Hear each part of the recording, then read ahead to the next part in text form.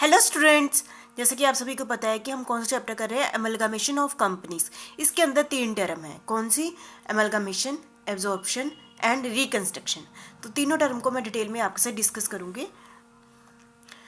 तो सबसे पहले आ जाती है अमलगमेशन। अमलगमेशन किसे कहते हैं? जैसे कि मैंने आपको पहले भी डिस्कस किया था आपके साथ, व्हेन टू और मोर एग्जिस्टिंग कंपनी, मतलब कि जो ऐसी दो कंपनियां जो एग्जिस्टिंग मतलब अभी चली हुई हैं, गो इनटू लिक्विडेशन। चाहे एक दो दो तो मिनिमम चाहिए ना, 2 है, 3 है, 5 है, वो क्या होती हैं? कोई भी हो सकती है, मिनिमम 2 चाहिए। दोनों क्या लिक्विडेशन मतलब दोनों ही मतलब कि बाइंडिंग अप हो रही है सारी कंपनियां, ठीक है, लिक्विडेशन जा रही है और सारी मिलके a new company is form to take their business. जब सारी पिछली जितनी भी कंपनियां चली हुई हैं वो सारी बाइंडिंग अप होकर एक नई कंपनी जो नई कंपनी बनाते हैं, सी कंपनी बनाते हैं, उसमें जाके मिल जाती हैं। तो इस सिस्टम को हम क्या कहते हैं? अमलगामेशन कहते हैं। व्हेन 2 और more existing company go into liquidation and a new company is form to take their business. और जो नई कंपनी है वो सारा का सारा पुरानी कंपनियों का क्या ले लेती है? बिजनेस ले लेती है। जैसे कि मैंने यहाँ पर एग्जाम्पल ली है, ए कंपनी है, गोज इनटू लिक्विडेशन, मतलब कि ये भी बाइंडिंग की तरफ चली जाएगी। और B company goes into liquidation. अब ये दोनों कंपनियां क्या होगी? बंद होगी।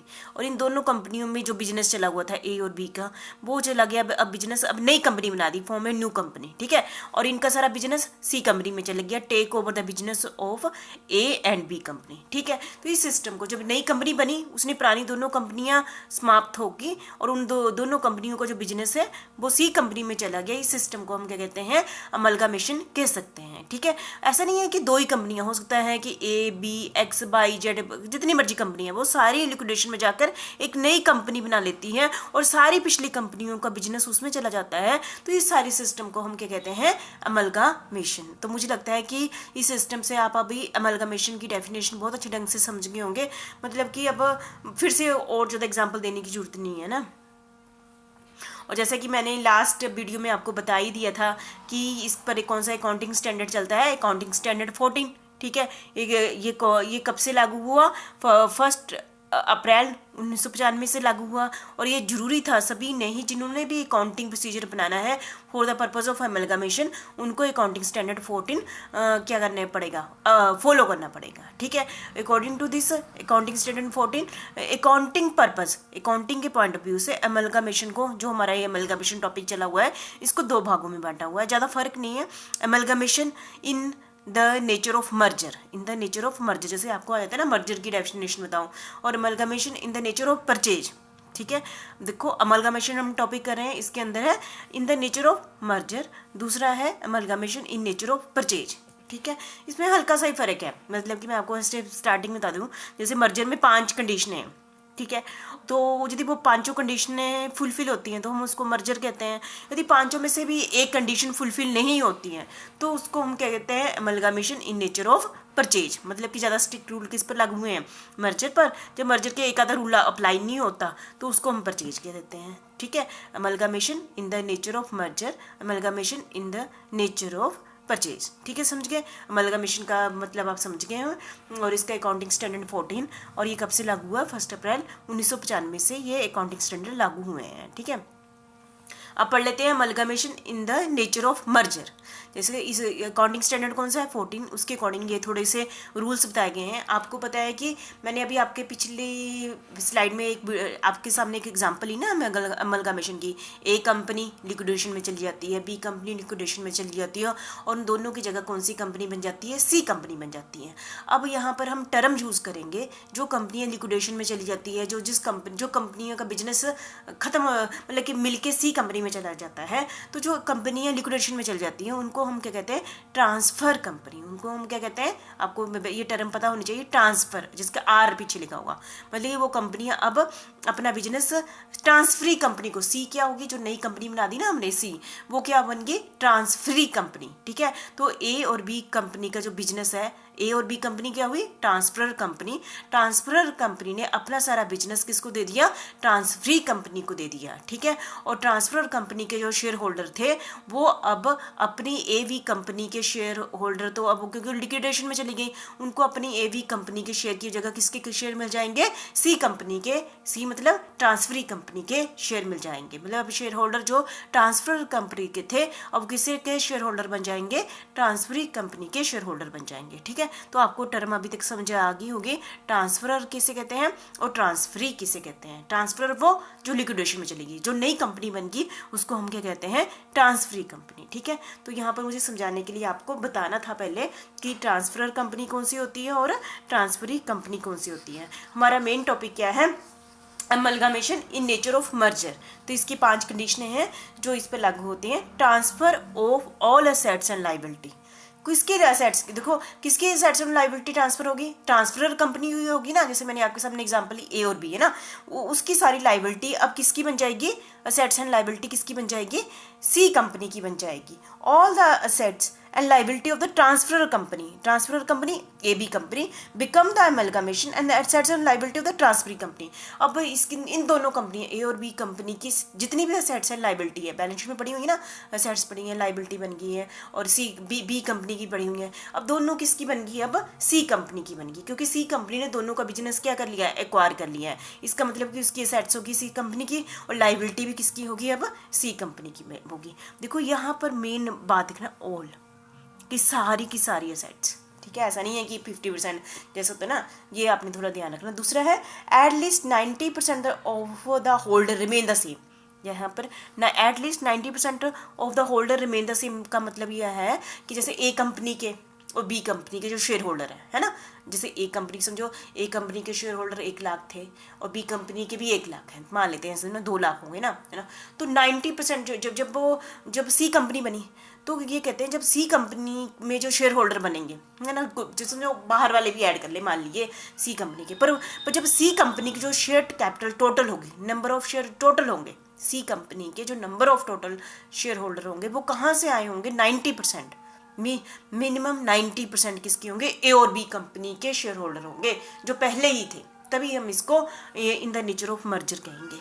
ठीक है, मेरे कहने का मतलब क्या है कि नई कंपनी बनेगी सी, तो सी कंपनी की शेयर कैपिटल होगी ना, जब नई कंपनी बनेगी सी तो इस सी कंपनी का 90% कैलकुलेट कर लो, 90% शेयर होल्डर कैलकुलेट कर लो। तो 90% शेयर होल्डर वो कौन से होने चाहिए, वो ए और बी कंपनी के जो कि ट्रांसफर कंपनी के शेयर होल्डर होने चाहिए। एटलीस्ट 90% ऑफ द होल्डर, किसका होल्डर, सी जो नई कंपनी बनी ना, उसका 90% जो होल्ड है किसका है, रिमेन द सेम, मतलब कि सेम होना चाहिए ए बी, है ना। तो समझ गए आप, मुझे लगता है समझ गए होंगे। ठीक है, discharge of purchase consideration in share only, discharge purchase of share, discharge of purchase consideration in share only. देखो उसको परचेज, देखो ये भी टर्म आपने सीखी, परचेज कंसिडरेशन क्या होते हैं। देखो ए और बी कंपनी के जो शेयर होल्डर थे उनको क्या दे दिया, ए और बी कंपनी, क्योंकि अब तो लिक्विडेशन में चली गई, तो ए बी कंपनी के जो शेयर होल्डर हैं उनको उसके बदले क्या दे दिया, सी कंपनी के शेयर दे दिए। तो यहाँ क्या है कि उनको मतलब डिस्चार्ज हो गए ना वो, मतलब कि अब वो क्या हो गए, और ए और बी कंपनी के जो शेयर होल्डर हैं वो ए और बी कंपनी से फ्री हो गए, डिस्चार्ज हो गए, अब वो उसके शेयर होल्डर नहीं रहे ना, अब वो किसके शेयर होल्डर बन गए, सी कंपनी के बन गए। तो इसका मतलब कि जब भी ए और बी कंपनी के शेयर होल्डर को डिस्चार्ज करना है, फ्री करना है, तो कैसे करना है, उनको कैश दे के डिस्चार्ज नहीं करना है, उनको सी कंपनी के शेयर दे के ही डिस्चार्ज करना है। हो सकता है कि थोड़ी सी फ्रैक्शन आ गया, थोड़ी सी एडजस्टमेंट करने के लिए उनको कैश दे दिया, वो बातें लग गया, लेकिन उनको जो देना है उनको, है ना, उनको देखो किसी को वापस करने हैं, उन्होंने अब तो उन्होंने ए और बी कंपनी के शेयर वापस कर दिए, है ना, उनको हम नॉर्मली हम क्या करते हैं एंट्रीज में कैश दे देते हैं शेयर होल्डर को, अब उनको कैश नहीं देना है, उनको क्या देना है, सी कंपनी के शेयर देने हैं, मतलब कि उनको ए और बी कंपनी से इसके लिए फ्री करना है कि वो सी कंपनी के शेयर ले लें, तभी हम इस सिस्टम को कहेंगे amalgamation in the nature of merger. ठीक है, और ये थोड़ा बहुत के लिए हम कैश दे सकते हैं। ठीक है, समझ गए होंगे। Same business to be continued, same business to be continued मतलब आप समझ गए होंगे, जो ए और बी कंपनी बिजनेस कर रही थी, दोनों अमेलगामेट होकर सी कंपनी बनाएंगे ना, जो ए और बी कंपनी का बिजनेस किसने ले लिया होगा, सी कंपनी ने ले लिया। मतलब कि ऐसा नहीं है दोनों अमेलगामेट हो गए और सी कंपनी नया बिजनेस स्टार्ट कर ले, वो नहीं, ए और बी जो भी बिजनेस करती थी वो उसी को सी कंपनी जो मिलकर उन्होंने बनाई है वो उसी बिजनेस को क्या करे, कंटिन्यू करें। ठीक है, ये कंडीशन है किसकी, amalgamation in the nature of merger की। समझ गए, सेम बिजनेस समझ रहे होंगे ना। ठीक है, नेक्स्ट है हमारा no adjustment in book value of assets and liability. जैसे कि no adjustment in book value of assets and liability, पहले किसकी असेट्स एंड लायबिलिटी थी, ट्रांसफर कंपनी की असेट्स लायबिलिटी थी, बुक में दिखाई हुई थी, बैलेंस शीट में दिखाई हुई थी। जैसे ए कंपनी ने भी अपनी असेट्स एंड लायबिलिटी दिखाई हुई थी, बी कंपनी भी अपनी असेट्स एंड लायबिलिटी दिखाई थी। अब वो दोनों मिलके किसकी होगी, सी कंपनी होगी। जब सी कंपनी इसकी असेट्स एंड लायबिलिटी अपनी बैलेंस शीट में दिखाएंगी तो उसमें कोई भी एडजस्टमेंट नहीं की जाएगी। समझ गए, no adjustment in book value, उसकी बुक वैल्यू में कोई भी, जैसे ना वही कंटिन्यू हो गया ए और बी कंपनी का, पर नई कंपनी बन गई, सब कुछ चेंज हो गया वैसे तो। ठीक है, no adjustment in book value of assets and liability, किसमें, ट्रांसफरी कंपनी में कोई भी इसमें एडजस्टमेंट नहीं होगी।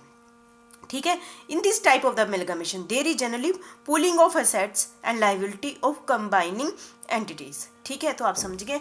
अब amalgamation in the nature of merger accounting standard 14 के अकॉर्डिंग इसमें मर्जर के केस में ये 5 क्या दे दिए हैं, रूल्स दे दिए हैं। इसको कहते हैं, यदि पेपर में आपको आ जाए ना amalgamation in the nature of merger, इसे कहते हैं। यदि एक भी 5 में से एक भी कंडीशन फुलफिल नहीं हो रही है तब हम उसको कहते हैं amalgamation in the nature of purchase, है ना। एक भी बाई चांस सारी एसेट्स नहीं ली ट्रांसफरी कंपनी ने, ये 90% शेयर होल्डर नहीं है, वहाँ पर 85% शेयर ही दिए गए। ठीक है, और उनको डिस्चार्ज शेयर से नहीं कैश से किया गया। ठीक है, एक कंडीशन या ज़्यादा भी हो सकती है वैसे तो, सेम बिजनेस नहीं, यदि सी कंपनी ने कुछ और बिजनेस स्टार्ट कर दिया। ठीक है, तो इससे क्या कहते हैं, कोई भी एक कंडीशन फुलफिल नहीं होती है तो उसको हम क्या कहते हैं, amalgamation in the nature of purchase, मतलब परचेज की है। देखो आप वैसे ही इसको भी नहीं, मर्ज मतलब दोनों इकट्ठी होगी।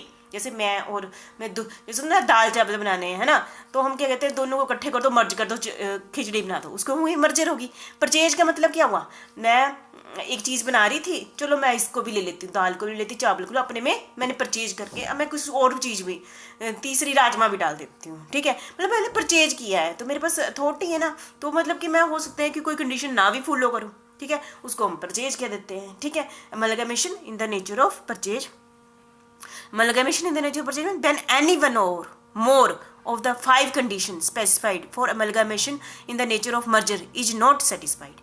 यदि पांचों जो मैंने कंडीशन में कोई भी नहीं सेटिस्फाई होती है, एक या ज़्यादा, तो हम उसको कहते हैं amalgamation in nature of purchase. ठीक है, तो मैंने अभी आपको सिर्फ एक ही टर्म आपके सामने अभी रखी है, अमलगमेशन किसे कहते हैं। अमलगमेशन किसे, जितनी भी कंपनियां चली हुई थी वो सारी लिक्विडेशन में चली जाती हैं, वो सारी मिलके एक नई कंपनी बना लेती है। तो नई कंपनी क्या करती है, पिछली सारी कंपनियों का बिजनेस ले लेती है और उसको चलाने लग पड़ती है, तो उसको हम क्या कहते हैं, अमलगमेशन कहते हैं। ये आगे उसकी टाइप थी मर्जर और परचेज। ठीक है, थैंक यू वेरी मच।